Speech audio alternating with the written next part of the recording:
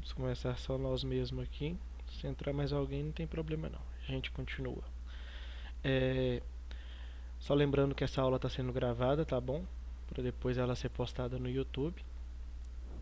Qualquer dúvida você pode estar falando aqui. E vamos lá. Na última aula, a gente parou falando aqui do renascimento, né? E chegamos aqui na semana 3 do PET complementar. Na atividade da semana 3. Na hora que chegamos aqui na questão 1 para fazer a correção, acabou a aula.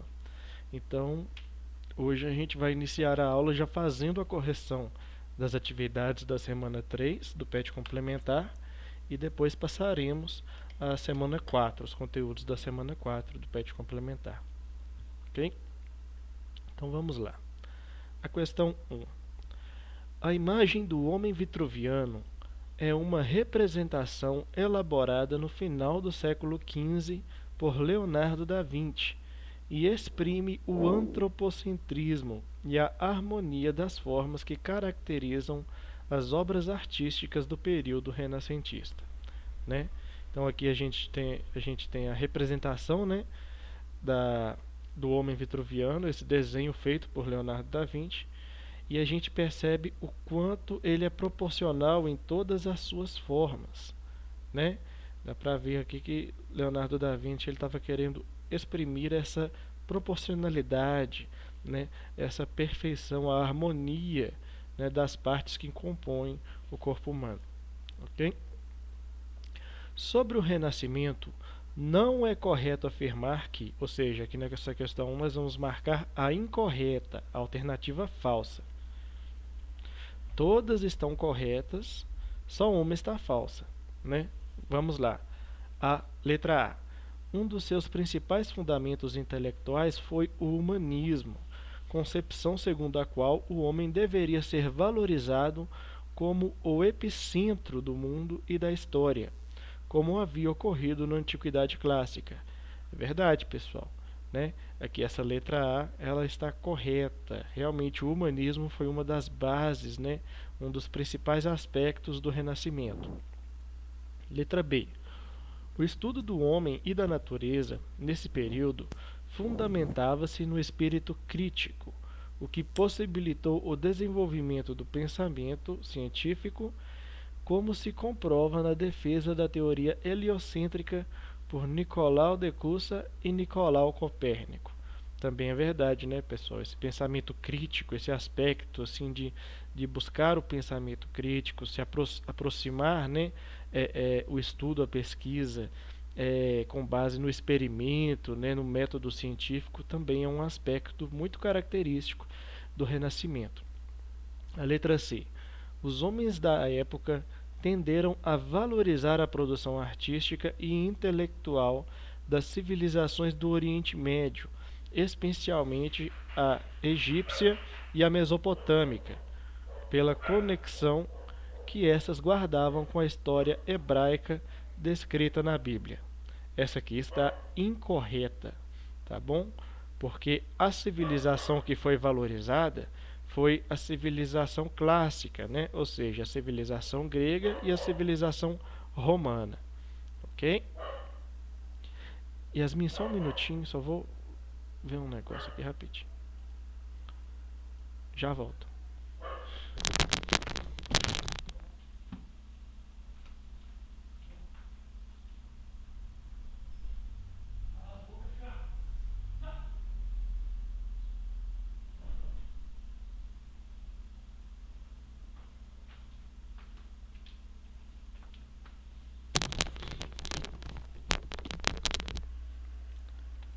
Ok? Então a incorreta seria a letra C, ok? A letra D também está correta, vamos ver. Um dos seus maiores expoentes foi Leonardo da Vinci, um modelo do intelectual renascentista, pelo fato de ter se dedicado a múltiplas áreas do conhecimento, como, por exemplo, a anatomia, a física e a botânica, além de a pintura, né? Então, Leonardo da Vinci realmente foi uma das principais figuras, né, do Renascimento, justamente por esse aspecto dele ser muito prolífico né? Ele se dedicar a várias atividades. Durante o Renascimento, na época do Renascimento, acreditava-se que aquele estudioso que se dedicava só a uma área do conhecimento era preguiçoso, né? Porque o conhecimento ele não se manifestava só em uma área, ele se manifestava em várias áreas, né? Então era um pensamento diferente de hoje, onde a gente escolhe uma área, estuda e se especializa nela, né? Na época não, na época várias áreas de estudo eram abordadas pela mesma pessoa. E a letra E. O termo renascimento designa uma modalidade de expressão intelectual urbana e burguesa originária da Península Itálica, que se consistiu a partir do sincretismo entre a cultura clássica e a tradição judaico-cristã. Essa aqui também está correta, tá bom? Porque realmente o Renascimento ele foi essa mescla, né? Essa mistura, essa fusão entre as culturas clássica, grega e romana, e a cultura cristã medieval. Ok? Avançando aqui. A número 2. Número 2. Humanismo é uma palavra inventada no século XIX. No século XIX, para descrever o programa de estudos e seu condicionamento de pensamento e expressão, que era conhecido desde o final do século XV. De acordo com o trecho anterior e por meio de seus estudos, é correto afirmar que o programa humanista, então essa aqui é diferente da 1, né? Ela pede para você marcar a alternativa correta. Então todas estão incorretas menos uma. Nós vamos marcar a que está certa. A que está certa aqui no caso sobre o humanismo seria a letra B. Ele atrelava-se ao modo de pensar renascentista, no qual o homem e a natureza passavam a ser valorizados na construção do conhecimento mundano, né? Então, o homem ele não é mais colocado como abaixo da natureza, não é mais colocado abaixo da religião, abaixo das autoridades, né? A figura humana ela passa a ter um valor central, ok? E a natureza ela vai ter esse papel de, como é que eu posso dizer, de participação, de igualdade em relação à figura humana no estudo dos humanistas, né, nas áreas de conhecimento dos humanistas. E aqui a 3, é característica fundamental do humanismo a valorização do corpo humano. Isso pode ser observado no contexto dos séculos XV e XVI, nas qual a letra D seria correta, né? Está falando sobre a valorização do corpo humano pelos humanistas. Como a gente percebe essa valorização do corpo humano, né? Nas obras de pintores e escultores renascentistas. Quando a gente vai ver aqui as obras dos pintores, né? Vamos dar aqui um exemplo. A gente sempre vê a representação nas pinturas de figuras humanas. O centro das representações são as figuras humanas. Por mais que essas figuras humanas estejam ocupadas, né, estejam fazendo alguma coisa, né, elas são o foco, o centro, né, como é que eu posso dizer? O enfoque principal aqui dessas obras. Ok? Então, voltando aqui. Opa! Deu erro aqui. Ok? Então aqui a 3 seria a letra D. Só fazendo um review aqui, né? A 1 seria a letra C, a 2 seria a letra B e a 3 seria a letra D. Ok? Então aqui a gente finaliza a semana 3 do PET complementar. E agora vamos passar para a semana 4 do PET complementar. Ok? Espera só um minutinho que eu vou apresentar aqui.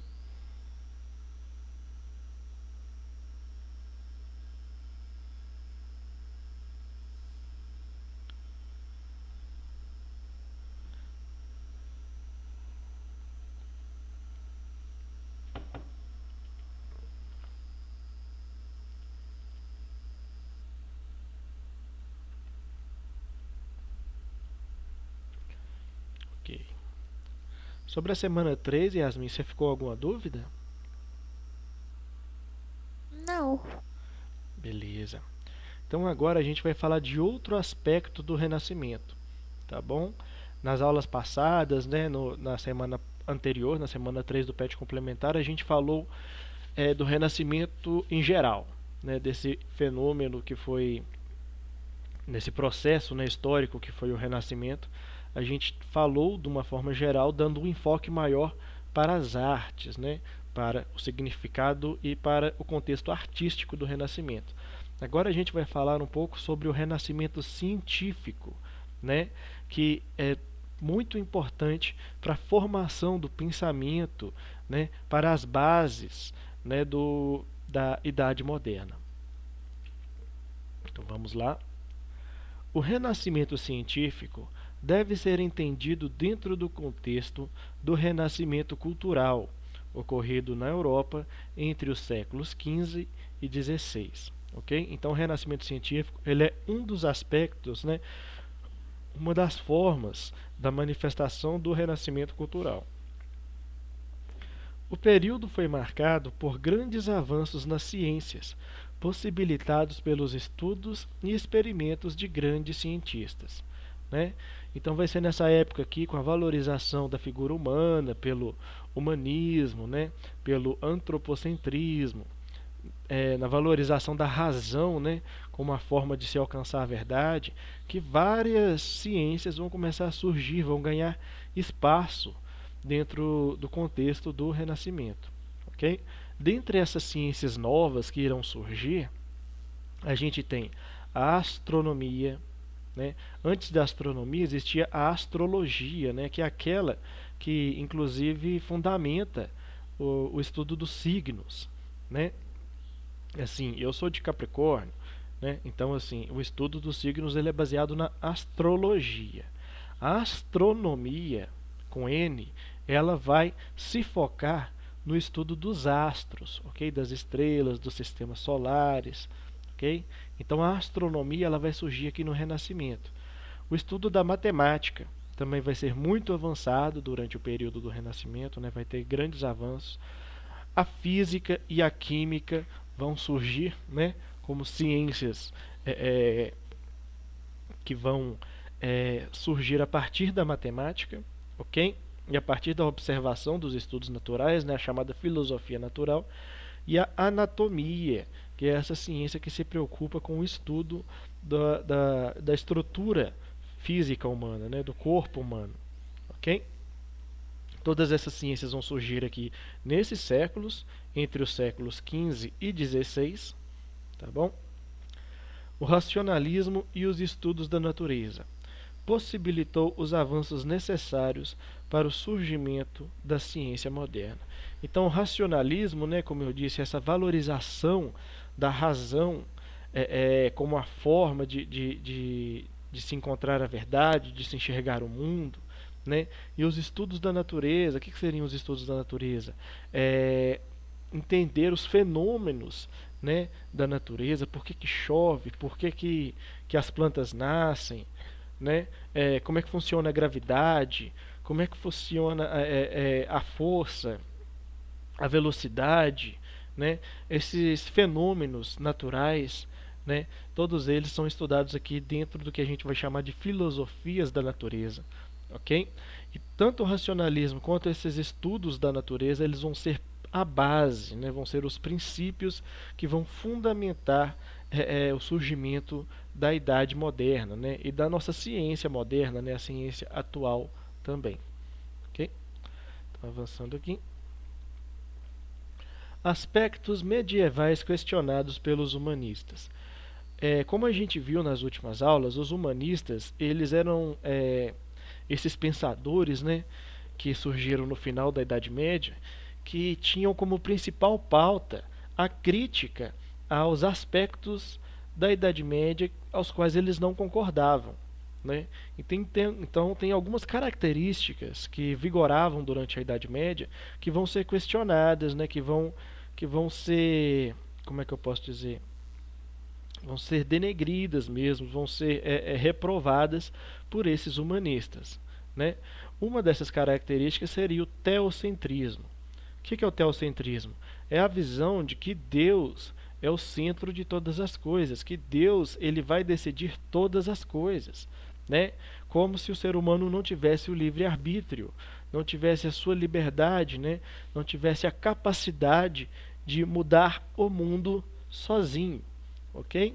Então, o teocentrismo vai ser essa visão de que tudo o que acontece, acontece porque Deus quer, né? Outro aspecto seria a sociedade estamental, que vai estar profundamente ligada ao teocentrismo. Por quê? O que é a sociedade estamental? A sociedade da Idade Média era dividida nessas três classes: o clero, que seriam aqueles que oram; a nobreza, que seriam aqueles que guerreiam; e os camponeses e servos, que seriam aqueles que trabalham, ok? Sobre todos esses aqui está a figura do rei, ok? O rei que também pertence à classe da nobreza. Então, o que acontece? Essa sociedade é chamada de sociedade estamental. Por quê? Porque não existe uma transição de uma classe para outra, ok? Os camponeses, eles jamais se tornarão nobres. Um camponês, ele jamais se tornará um padre, né? Entrará para o clero, ok? Mas o que acontece? Pode acontecer de um nobre se tornar um clérigo, né? Se tornar um membro do clero, da Igreja Católica, né? Mas a sociedade, a divisão social, ela é muito bem definida, não existe transição de uma classe para outra. Se você nasce camponês, você vai morrer camponês. Se você nasce nobre, você vai morrer nobre, ok? Isso é chamado de sociedade estamental. E por que eu disse que ela é profundamente ligada ao teocentrismo? Porque o clero dizia que essa estrutura social era uma estrutura criada, né, por Deus. O próprio Deus, criador do mundo, resolveu que a sociedade deveria se organizar dessa forma, né?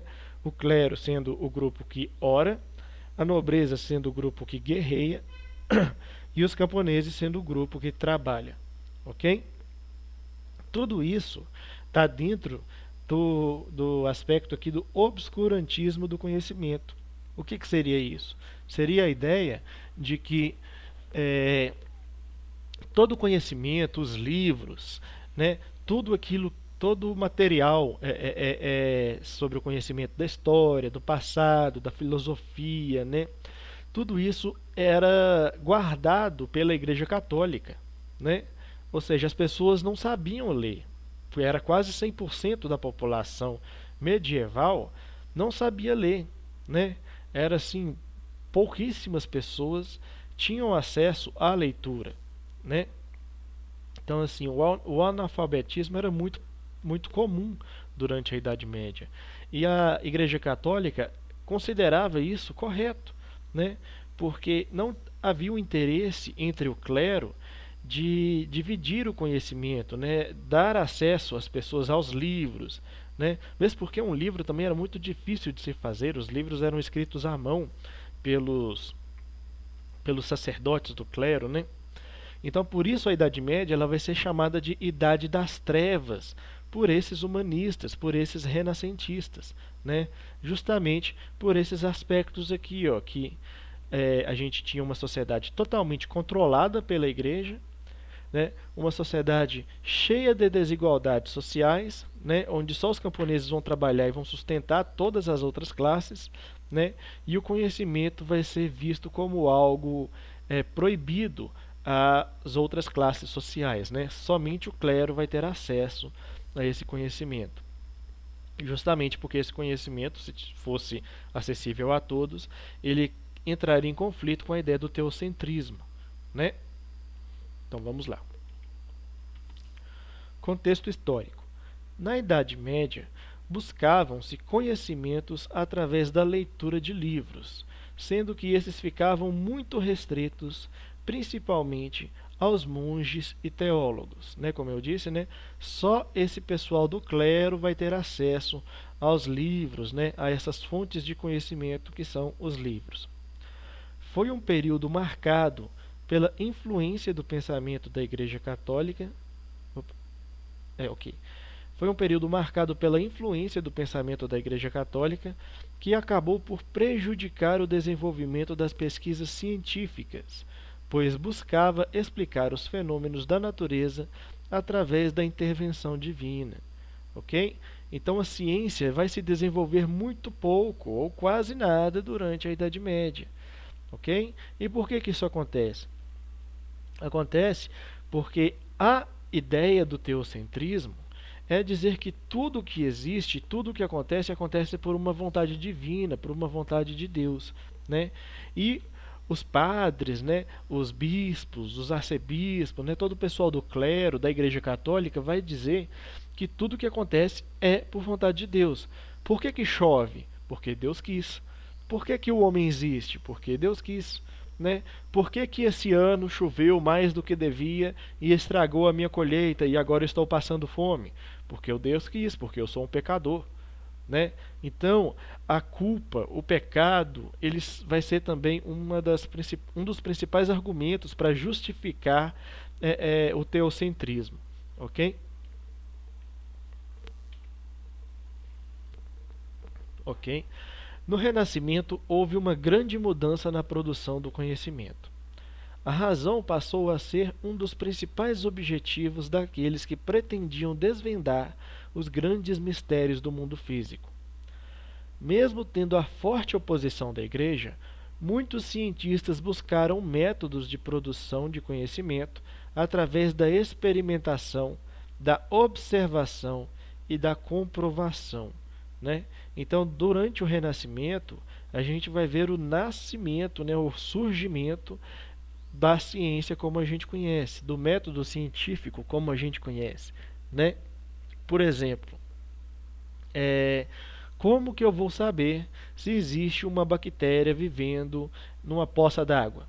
Né? Eu vou pegar essa poça d'água, vou colocá-la em uma lâmina, né?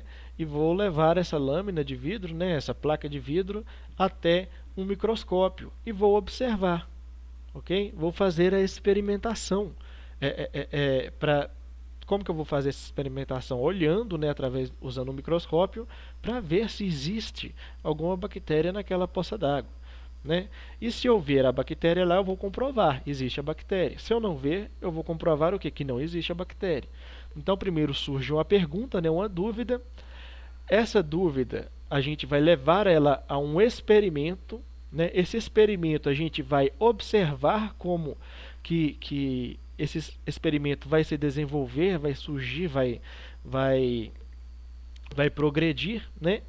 E depois eu vou concluir esse experimento quando eu conseguir alcançar a comprovação da minha pergunta, né? Ou a negação da minha pergunta. Se eu digo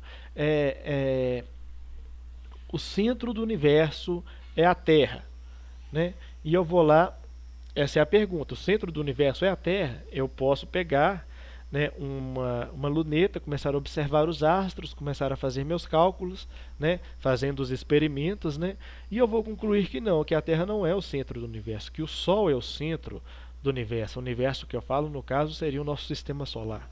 Né?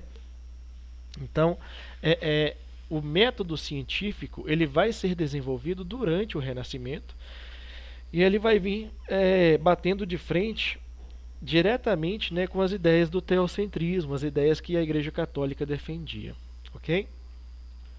Aqui a gente tem uma representação de desenhos feitos por Leonardo da Vinci que integram o livro, entre outras descobertas, a primeira descrição observada em uma dissecação de uma aterosclerose. Né? Então a gente vê aqui, né, uma representação de uma aterosclerose, né, através de estudos de anatomia feitos por Leonardo da Vinci. Leonardo da Vinci, ele não era só um pintor, só um engenheiro, né, mais para frente a gente vai ver isso, mas ele também fazia grandes estudos em anatomia, ok? Vamos lá. Fatores que levaram ao Renascimento. Né? O que possibilitou o surgimento do Renascimento na Itália e depois em outras regiões da Europa? O primeiro é a expansão marítimo-comercial. Okay? A expansão marítima ela vai dar início entre o século XIV e XV, né? Vai se desenvolver ainda mais, vai ter o seu auge durante os séculos XVI e XVII. Okay? E o que é essa expansão marítima? é a busca dos europeus por novos territórios para serem colonizados, ok?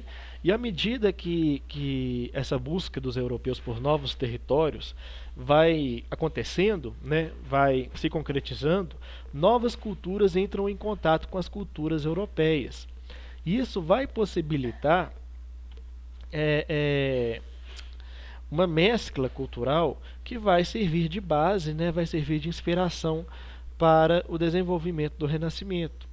Inclusive o comércio no mar Mediterrâneo, né, vai ser um dos principais pontos comerciais que vai influenciar o Renascimento, porque vai ser no mar Mediterrâneo que as culturas, como as cidades de Florença, né, a cidade de Veneza e outras cidades, vão ter contato com outras culturas, né, as culturas do Oriente, as culturas da Índia, da Ásia, né, do norte da África, né, os povos islâmicos. Então todos esses povos vão interagir entre si e vão fazer aquilo que será a base do ideário renascentista.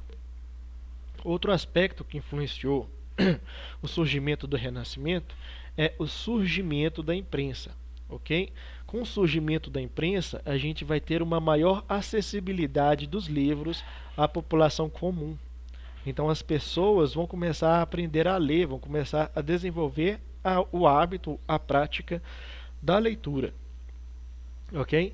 Devido ao surgimento da imprensa. Os livros vão ficar mais baratos, mais acessíveis para as pessoas comuns. Outro aspecto que a gente tem aqui, ó, é o fortalecimento da burguesia, tá bom? O que é o fortalecimento da burguesia? Durante o final da Idade Média, houve, né, um processo que é chamado de Segunda Revolução Agrícola, que é quando aquela economia de subsistência que valia da Idade Média, né, todo mundo produzia só aquilo que eles iam consumir, aquilo que eles iam se sustentar, né, a produção era só para o sustento das pessoas. Durante esse período onde ocorreu a Segunda Revolução Agrícola, o que vai acontecer? Vai acontecer que novos métodos de produção agrícola vão surgir. E esses métodos vão possibilitar uma produção de excedentes, né? Ou seja, vão começar a sobrar alimentos. Antes a produção era só para o sustento. Agora a produção vai ser para o sustento e para o comércio. E à medida que esse excedente, isso que sobra, começa a ser comercializado, vão surgindo as primeiras feiras, né? E essas feiras vão crescer, dando lugar às cidades, ok? Essas feiras, durante a Idade Média, eram chamadas de burgos. E os camponeses que saíam, né, os servos que saíam dos feudos para fazer comércio nos burgos, nessas feiras que eram chamadas de burgos, eram chamados de burgueses, né? Então, servo que fazia comércio era chamado de burguês, né? Ele fazia comércio na feira, no burgo. E o que acontece? Essa burguesia, esse burguês, né, que fazia comércio, ele vai começar a enriquecer. E à medida que ele vai enriquecendo, ele vai formando as manufaturas, né, que são fábricas de artesanato. Então, ele vai fazendo comércio, ele vai se enriquecendo, e à medida que esse enriquecimento da burguesia vai acontecendo, esses burgueses vão contratando exércitos, né? Também, ou seja, eles vão procurando cada vez mais estabelecer uma autonomia, uma importância política. Grande parte da economia dos países nessa época, né, era graças ao trabalho, né, dos burgueses, da classe burguesa. Então a burguesia queria participar da política, queria uma representação política, né? Então o fortalecimento da burguesia também vai influenciar o Renascimento, porque vai ser essa burguesia que vai patrocinar os humanistas, patrocinar os renascentistas, né? Sempre em busca de desenvolver um ideário, uma estrutura ideológica para uma nova sociedade, né? Onde a burguesia tem uma participação e um reconhecimento mais valorizado. A gente também tem como fatores que levaram ao Renascimento o humanismo e o antropocentrismo. né, que como a gente viu na aula passada, o humanismo é a valorização da figura humana perante a natureza, né? O ser humano ele vai deixar de ser uma vítima do que acontece no mundo, do que Deus decidiu, né? Da natureza, dos fenômenos naturais, e ele vai se tornar uma figura ativa no mundo. Né? O ser humano e a natureza eles vão ter uma equivalência aqui dentro do aspecto do humanismo.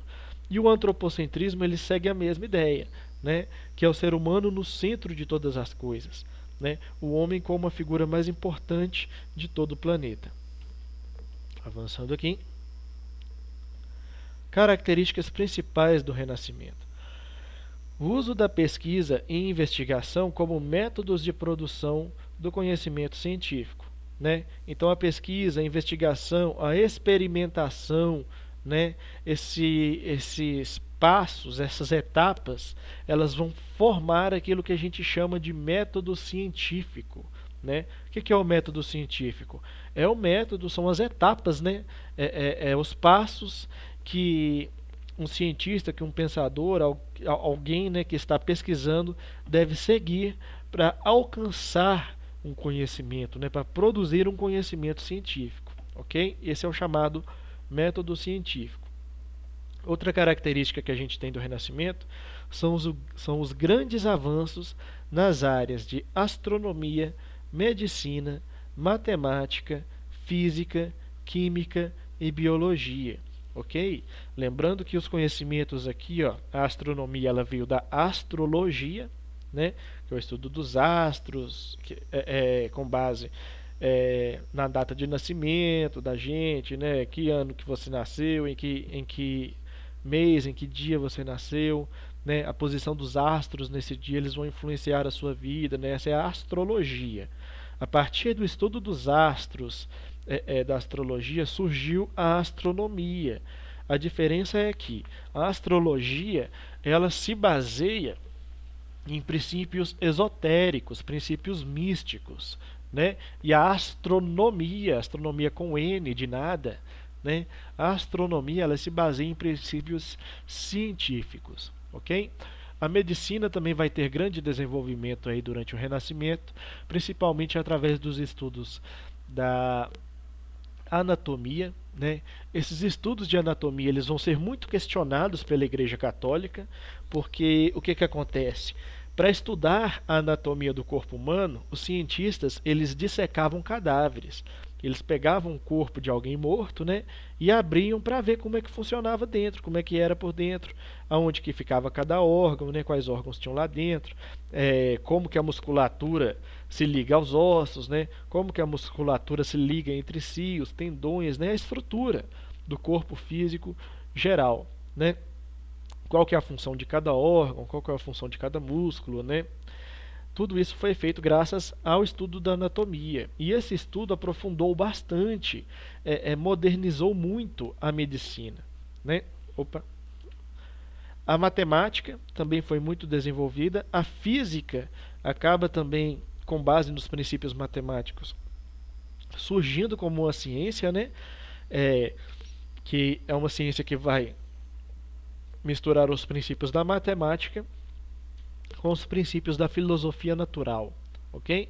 E vai surgir a química também, que ela vai surgir a partir dos alquimistas, né? Os alquimistas eram um grupo que fazia experimentos, né? Criavam novos elementos, pegavam os elementos da natureza e misturavam entre si para ver o que acontecia, e tinha uma base que era a busca pela pedra filosofal. Né? O que seria a pedra filosofal? Seria o chamado elixir da vida. Né? Seria a pedra filosofal que vai... Não, desculpa, eu estou confundindo, Yasmin. Os dois princípios dos alquimistas seriam a pedra filosofal, que seria uma pedra que transformaria todas as coisas em ouro, né? Ela teria capacidade de transformar as coisas em ouro. E o segundo princípio seria o elixir da vida, né, onde os alquimistas fariam um elixir, né, com base em coisas encontradas na natureza, fariam esse elixir que daria a eles a vida eterna. Okay? Através desses estudos desses alquimistas surgiu é a química. A diferença também da astronomia e da astrologia: na química seguem-se princípios científicos e na alquimia seguem-se princípios místicos, ok? E também a biologia, que é o estudo dos seres vivos. Desenvolvimento de instrumentos científicos, principalmente na área de observação astronômica. Então aqui vai surgir, né, os telescópios, né, as lunetas, né, bastante importantes aí para o desenvolvimento da astrologia. Da astronomia, desculpe. A formulação de várias leis da física e teorias matemáticas, né, que a gente vai ver bastante aqui sobre essas leis da física, né, são as leis de Newton, ok? Que a gente vai ver um pouco mais à frente. Avançando aqui, peraí, deixa eu só dar uma olhada aqui no horário. Tá, acaba 10h35, então temos tempo ainda.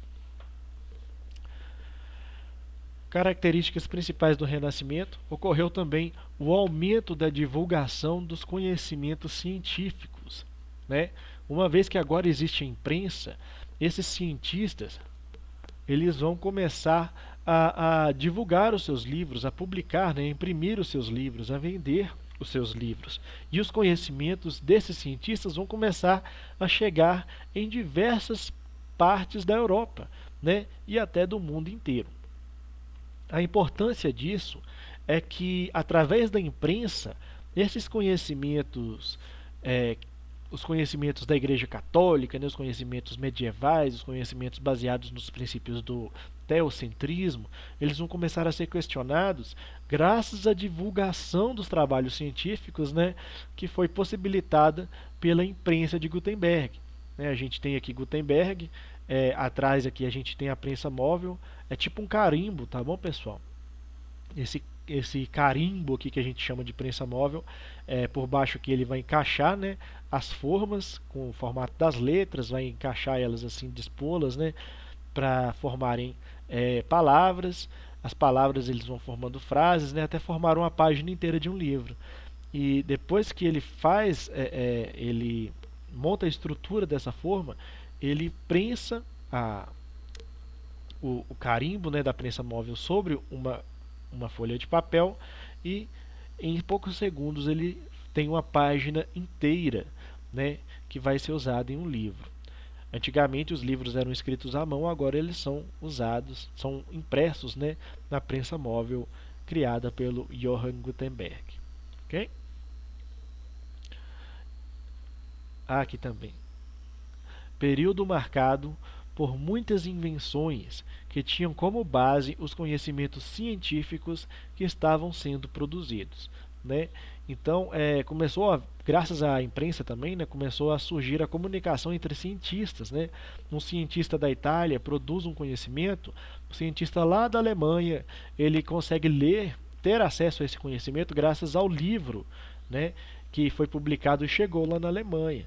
Assim, eles, sem nunca terem se encontrado, eles conseguem complementar os seus conhecimentos, né, e desenvolver as ciências.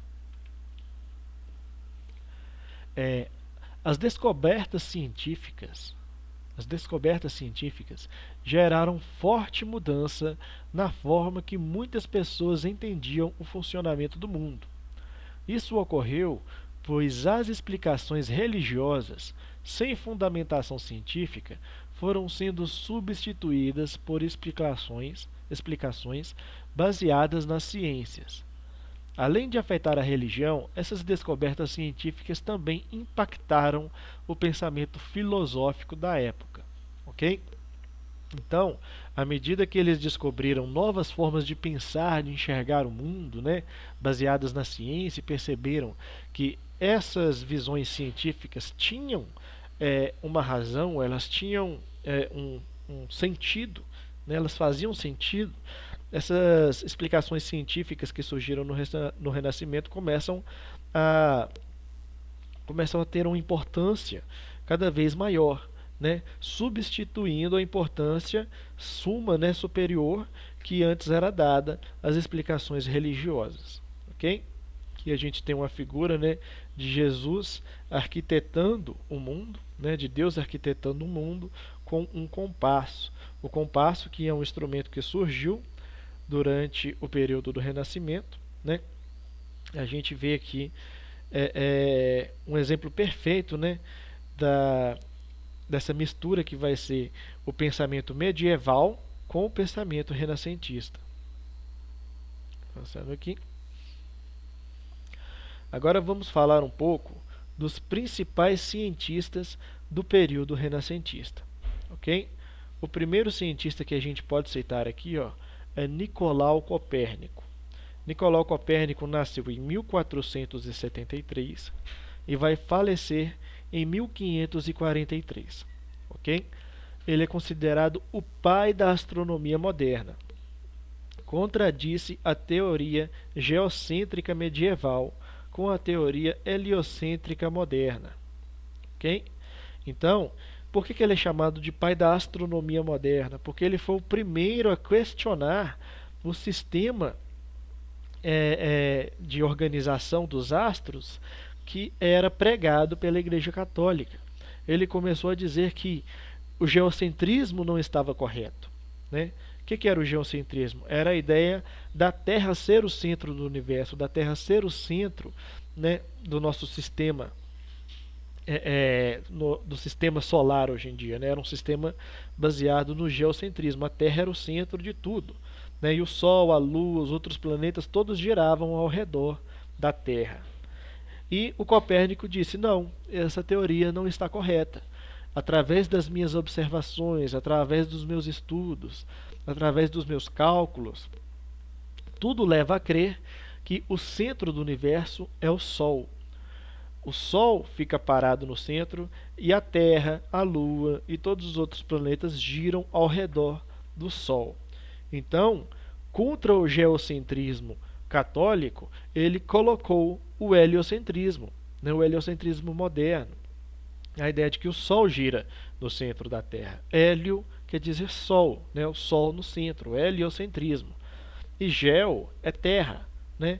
Geocentrismo é a Terra no centro de tudo. Então ele contrapôs o geocentrismo com o heliocentrismo, ok? Nicolau Copérnico também morreu no mesmo ano em que publicou a sua obra da Revolução das Esferas Celestes. Então, quando Nicolau Copérnico lançou o seu livro, né, da Revolução das Esferas Celestes, ele já morreu quase que pouco após ele lançar o seu livro. Então, de certa forma, ele não enfrentou tanto a reprovação da igreja, porque quando o livro dele começou a se popularizar, quando as pessoas começaram a ter contato, né, com os conhecimentos que ele deixou no livro, ele já havia falecido. Então, ele não sofreu tanto peso da Igreja Católica, da reprovação da Igreja Católica, as ideias que ele desenvolveu. Entretanto, a gente vai ter a figura do Galileu Galilei, que vai sofrer sim bastante essa perseguição da Igreja Católica às suas obras, né, aos seus trabalhos. Falando mais um pouco aqui do Nicolau Copérnico, seus estudos astronômicos revolucionaram os conhecimentos científicos da época, pois mostravam que era a Terra que girava em torno do Sol, e não o contrário, como se acreditava anteriormente. O heliocentrismo, o Sol no centro do sistema solar, não foi aceito pela Igreja, porém se tornou referência para o estudo dos astrônomos nos anos posteriores. Então, Nicolau Copérnico ele vai ter a ideia, ele vai conceber, né, essa ideia do heliocentrismo, e essa ideia vai ser aceita por todos os outros astrônomos, né? O estudo, a obra de Copérnico vai servir como base para o estudo da astronomia. Por isso ele é chamado de pai da astronomia moderna, ok? Aqui a gente tem a figura do Galileu Galilei. Galileu nasceu em 1564 e morreu em 1642, ou seja, ele nasceu já após a morte do Copérnico, ok? Galileu Galilei era astrônomo, físico, matemático e filósofo, ok? Mais uma vez a gente vê aquela coisa, né, do humanista, ele está trabalhando, sempre está se aplicando a várias áreas do conhecimento. Galileu Galilei era defensor da teoria heliocêntrica, ou seja, ele acreditava que o Sol era o centro do universo, ok? E não a Terra. Ele é um dos fundadores da geometria moderna e da física. A gente vai ver um pouco mais à frente, né? Por que ele é um dos fundadores da geometria e da física, ok? Porque ele também se fundamentava nos experimentos, nos métodos científicos para estudar a natureza, né? E ele aperfeiçoou o telescópio, ele inventou o microscópio com duas lentes e o compasso geométrico, né? Então, ele vai ter esse papel importante na questão de aperfeiçoar, de desenvolver, de aprimorar, né, essas ferramentas aqui, ó, as ferramentas para observação dos astros, né, o telescópio foi aprimorado por ele, o microscópio também foi aprimorado por ele, né, para observação dos elementos da natureza, né, e o compasso geométrico também foi aprimorado por ele, ok? A gente vai ver aqui, durante a vida do Galileu Galilei, uma perseguição muito forte da igreja. Porque, como ele defendia o heliocentrismo, né, o Sol no centro do universo, ele acabou sendo perseguido pela igreja, que dizia que as suas ideias, né, que as suas teorias eram mentirosas. E o que aconteceu? Ele participou da Inquisição, né? Ele foi questionado na Inquisição. E na Inquisição disseram para ele, olha, você pode dizer que o Sol é o centro do universo e ir para a fogueira, ou você pode dizer que a Terra é o centro do universo e ficar isolado, ir para o isolamento, sair da sociedade, parar de viver entre as pessoas, né? E ele, né, pensou assim, eu sou mais útil vivo do que morto, né? E o que ele decidiu? Ele decidiu negar as suas ideias, né? Ele não é que ele foi covarde, mas ele negou os seus princípios, os seus valores, né, para poder preservar a sua vida, ok? Então ele falou, não, a Terra é o centro do universo, que é isso, eu não quero morrer queimado não. É a Terra que está no centro, parada, e tudo gira ao redor da Terra, né? Aí a igreja condenou ele ao isolamento.